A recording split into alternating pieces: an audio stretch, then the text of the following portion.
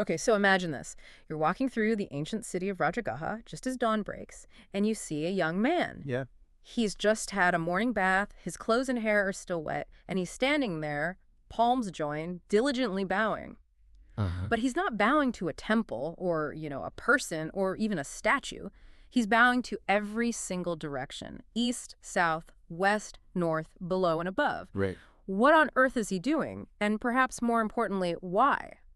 That's our intriguing introduction to Sigalaka. He's a householder's son, and he's faithfully carrying out this ritual passed down by his dying father, Ah, okay. who instructed him to honor the 6 directions in this very specific way. Sigalaka's intention was incredibly pure, born out of deep respect for his father's wishes. Makes sense. But as we'll uncover in this deep dive, his method, while devout, was missing a much deeper, more profound layer of meaning. That's the perfect setup. Our mission for this deep dive is to unpack the Siṅgālakasuttaṃ, a foundational text we've pulled from the source material. This sutta takes that seemingly simple outward ritual of bowing and transforms it into an incredibly practical, ethical, and honestly, surprisingly modern blueprint for how to live a truly successful and fulfilling life. Yeah, it's quite remarkable. And we're talking about success not just spiritually, but practically, socially, and economically. We'll learn how to navigate pitfalls, how to discern who your true allies are, and how to cultivate genuinely meaningful relationships, all reinterpreted through the lens of bowing to the 6 directions. So let's go back to that morning in Rajagaha. The noble one was entering the city for alms, and he saw Sigalaka. Right. As you described, he had risen early, left the city, and was there, wet clothes, wet hair, palms joined, successively bowing to all 6 directions. It paints such a clear picture, doesn't it? And the noble one, observing this, gently asked him, "Why are you doing this, young householder?" And Sigalaka, with all his sincerity, explained that his dying father has instructed him to bow to the directions, and he was honoring that instruction with utmost respect. What do you make of Sigalaka's reaction here? It's quite humble, isn't it, given his initial sincerity? It really is. And what's fascinating is the noble one's response. He didn't dismiss Sigalaka's devotion or mock his ritual at all. No. Instead, he simply stated, "This is not how the noble discipline bows to the 6 directions."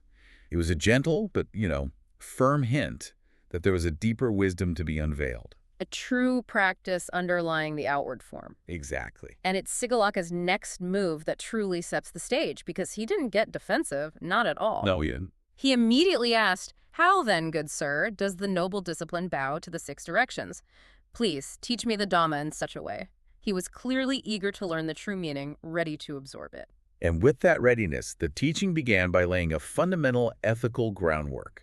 Because, see, before we can truly understand how to honor others, we must first purify ourselves. Makes sense. Start within. Right. The noble one spoke of 4 defilements of action, the first set of evils to abandon. Right. And these aren't just minor missteps. They're actions that profoundly corrupt one's character and reputation. They are taking life, taking what is not given, sexual misconduct, and false speech. The big 4. Exactly. The text is very clear. Taking life, taking what is not given, false speech are declared, and going to another's wife, wise ones do not praise.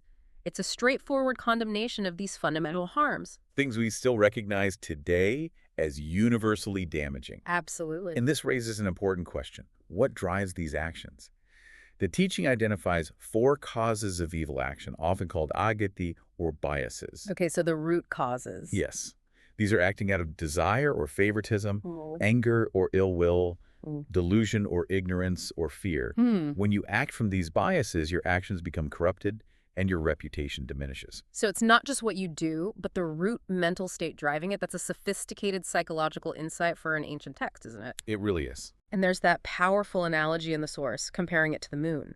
One who transgresses the Dhamma from desire, hate, fear, delusion, his fame wanes like the moon in the dark half. A very vivid image.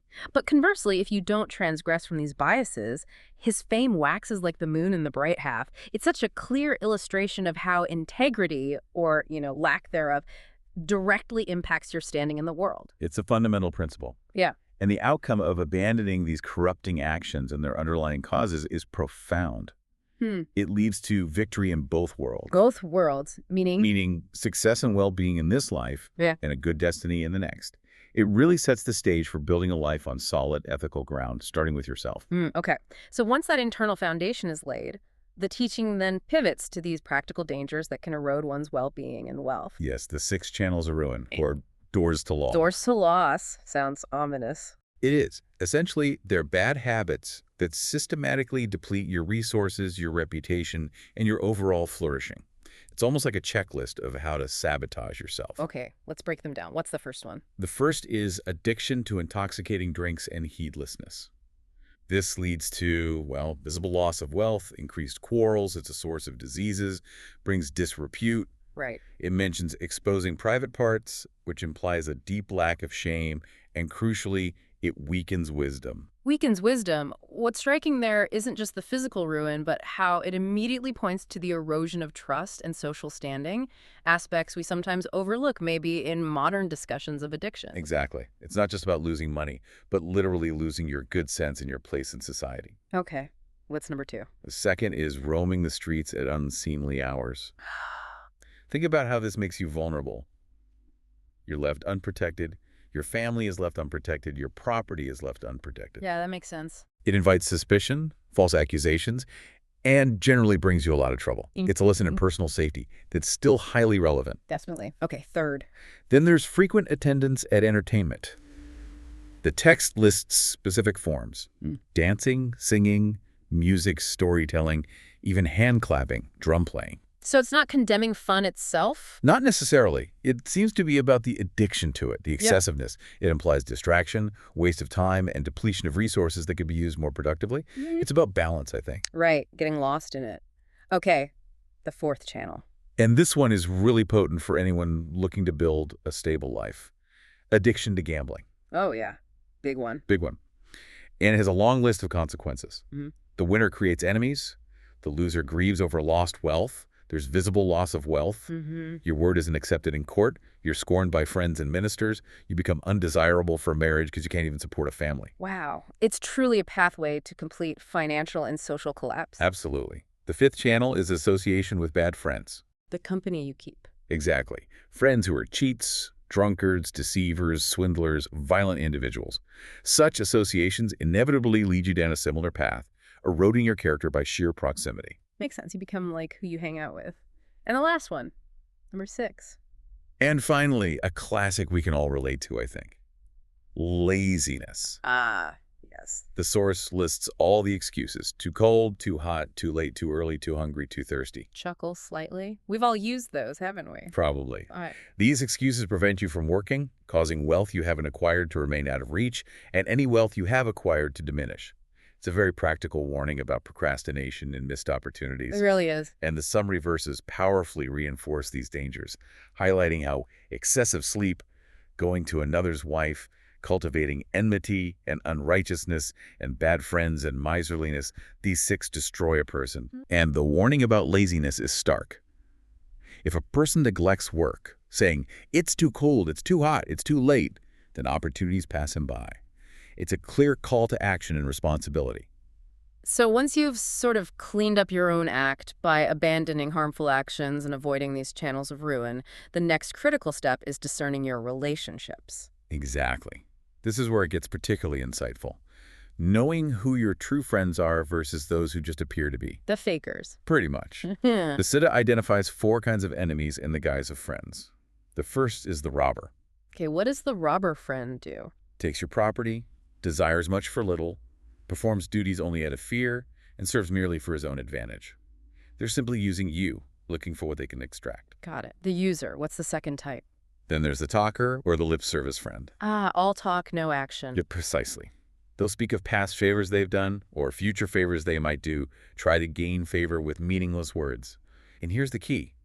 They show distress only when a real duty actually arises. They disappear when you actually need something. That's the one.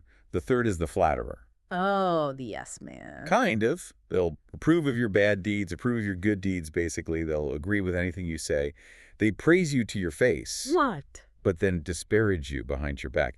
They tell you what you want to hear, not what you need to hear, undermining you covertly. Deceptive. Okay, and the 4th enemy. And finally, the most obvious enemy in disguise. The companion in ruin. This sounds familiar from the channels of ruin. It is.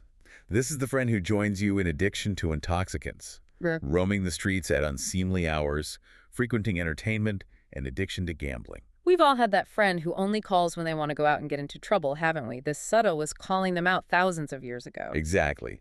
They encourage your destructive habits rather than supporting your well-being. So the sutta warns against these. Very strongly. It says, the friend who takes, the friend who speaks only words, the friend who flatters, and the friend who is a companion in ruin, knowing these four as enemies. A wise person should avoid them from afar, like a perilous road. Avoid them like a perilous road. That's clear advice. It's a crucial call to self-preservation and protecting your inner circle. But it's not all doom and gloom about friends. The teaching also beautifully describes 4 kinds of true friends. Yes, thankfully. First, the helper. The helper friend, what do they do? This friend guards you when you're careless, guards your property when you're careless, is a refuge when you're afraid, and, quite profoundly, provides double what's needed for tasks. Double what's needed, wow. Yeah, they genuinely support you and anticipate your needs. That's a good friend. What's the second type? Then there's the friend in weal and woe, or the friend in happiness and sorrow. Okay. This friend reveals their secrets to you, keeps your secrets, does not abandon you in misfortune, and would even give their life for you. Wow, that's deep. Real loyalty. Deep, unwavering loyalty and trust. The third is the counselor, or beneficial advisor. The wise friend. Right. They restrain you from evil, encourage you to do good, teach you what you haven't heard, and importantly, show you the path to spiritual growth, or heaven, as the text says. So they care about your long-term well-being and development. Truly. And finally, the compassionate friend. Compassionate. How does that show? They do not rejoice in your misfortune, but they genuinely rejoice in your prosperity. They prevent others from speaking ill of you and praise those who speak well of you. They're your champion. Totally. They are truly on your side, advocating for you even when you're not there. And the text encourages us. The helping friend, the friend in happiness and sorrow, the friend who advises on what is beneficial, and the compassionate friend knowing these four as friends, a wise person should serve them assiduously, diligently, carefully, like a mother cherishes her only son. It's such a beautiful and powerful analogy for the depth of care you should offer to your true allies. That's a beautiful analogy. And, you know, it's not just about relationships in the abstract. The sutta even includes remarkably practical financial wisdom here. It does, doesn't it? Right in the middle of discussing friends. It talks about accumulating wealth like a bee gathers nectar, gradual, diligent, then wisely dividing it into 4 parts. 1 for enjoyment. Gotta have some fun. Right. 2 parts for business or work, like reinvestment. Sensible. And 1 part specifically for savings in emergencies. It's an ancient financial planning strategy that holds up remarkably well today, isn't it? It absolutely does. Very prudent. And this brings us, really, to the core reinterpretation of Sigalaka's ritual, the true 6 directions. Okay, so this is where it all ties back together. Exactly. The Noble One explains that these aren't just cardinal points. They are the vital relationships in one's life, each requiring specific duties and reciprocal care. It transforms a spatial concept into a relational one. Fascinating. So let's go through them. Which direction is first? The East direction represents parents. Okay, East is parents. What are the duties? Children's duties include supporting them in old age, performing family duties, upholding the family lineage, inheriting property responsibly, and making offerings to deceased ancestors. Quite comprehensive. And the parent side? In return, parents protect their children by restraining them from evil, encouraging good, training them in skills, arranging suitable marriages, and handing over their inheritance at the right time. It's a complete 2-way framework for family harmony that still resonates. Okay, which direction next? The South direction represents teachers. South is teachers. Pupils' duties. Pupils' duties are to rise and greet them, attend to their needs, listen attentively, provide personal service, and respectfully receive instruction. Basically, show respect and be ready to learn. And the teacher's responsibilities. In kind, teachers protect their pupils by training them well, ensuring they truly understand, teaching all relevant skills, introducing them to good friends and associates, and providing protection in all directions, meaning looking out for their overall well-being. A deeply reciprocal mentor-mentee relationship. Got it. Moving on. Moving to the West direction, this represents the wife. Okay, West is wife. The source explicitly says wife here, not, say, spouse or partner. Yes, the source text uses varia, which translates to wife. This particular section focuses on the marital relationship within its historical context, though the principles of respect and responsibility obviously have broader applications. Understood. So a husband's duties towards his wife. Respect, not disparaging her, not being unfaithful, sharing authority, and providing for her needs and comforts, like adornments. And reciprocally, the wife's protection of the husband. Performing household duties well, treating servants or staff kindly, not being unfaithful, protecting shared property, and being skillful and diligent in all her duties. It's presented as a true partnership, with mutual respect and defined roles for a stable household in that context. Okay, next direction. The north direction covers friends and associates. North is friends. Makes sense, given the earlier discussion. So our duties. A householder's duties include generosity, kind speech, working for their welfare, treating them as equals, and not deceiving them. Basically, being a good and reliable friend. And how do good friends protect you in return? They guard you when you're careless, guard your property, act as a refuge when you're afraid, do not abandon you in misfortune, and show respect to your family, even future generations. That's the blueprint for building a strong, reliable social network. Okay, 2 more directions, below. Next, below, which symbolizes servants and workers. Below is workers' employees. Interesting. What are the employer's duties? Assigning work according to their strength, providing fair food and wages, tending to them when sick, sharing special treats or delicacies, and granting leave at proper times. That sounds remarkably progressive, treating employees well. It's a truly enlightened mutual responsibility framework for the workplace, emphasizing fair treatment and respect. And the servants are workers' duties in return. They protect their employer by rising before them and going to rest after, taking only what's given, performing their duties well, and maintaining a good reputation for the household or business. Mutual respect and responsibility. Okay, final direction, above. And finally, the above direction represents spiritual teachers or ascetics. Monks, nuns, wise guides. Above spiritual guides, what are the householder's duties? Showing kind action towards them, kind speech, kind thought, keeping an open door, being welcoming, and providing material support, like food or requisites. And how do these spiritual teachers protect the lay follower? They provide protection in 6 ways: restraining you from evil, encouraging good, feeling compassion for you, teaching what you haven't heard, clarifying what you have heard, and showing the path to liberation or a good rebirth, often termed heaven. Guiding your ethical and spiritual growth. Exactly. It's a guide to fostering your own spiritual development and supporting the spiritual community. So what does this all mean for us, fulfilling all these duties? The Noble One explains that fulfilling these duties truly covers the directions, making one's life safe and free from fear. Safe and free from fear. That's powerful. And he uses this beautiful analogy, calling these virtues the linchpin of a chariot, which holds the world together. The linchpin. Yeah. Wow. It shows how personal conduct, meticulously applied to these core relationships, ripples out to create not just individual well-being, but also profound societal harmony. It's a complete reframing of Sigalaka's ritual from what could have been, an empty gesture, to a profoundly practical, ethical, and deeply interconnected practice for living. And Sigalaka's response to all this is just wonderful, isn't it? It really is. The source describes his deep appreciation, where he praises the teaching by comparing it to setting upright what was overturned. Like fixing something broken. Revealing what was hidden. Bringing secrets to light. Showing the path to the lost. Giving direction. And holding a lamp in darkness so the sighted can see. He clearly grasped the depth of the insight, understanding that it illuminated his entire life. That's beautiful praise. And his final action. His transformation was immediate and complete. Sigalaka then declared that he took refuge in the Buddha, in the Dhamma, which is the teaching or the way date, and in the Sangha, the community of practitioners. Taking refuge, what does that signify exactly? Well, for those less familiar, taking refuge in the Dhamma and Sangha isn't just a religious conversion in the way we might think of it today. It's a deep commitment to embodying these principles in daily life and drawing strength from a community that shares these values. Okay. Sigalaka proclaimed himself a lay follower from that day forth.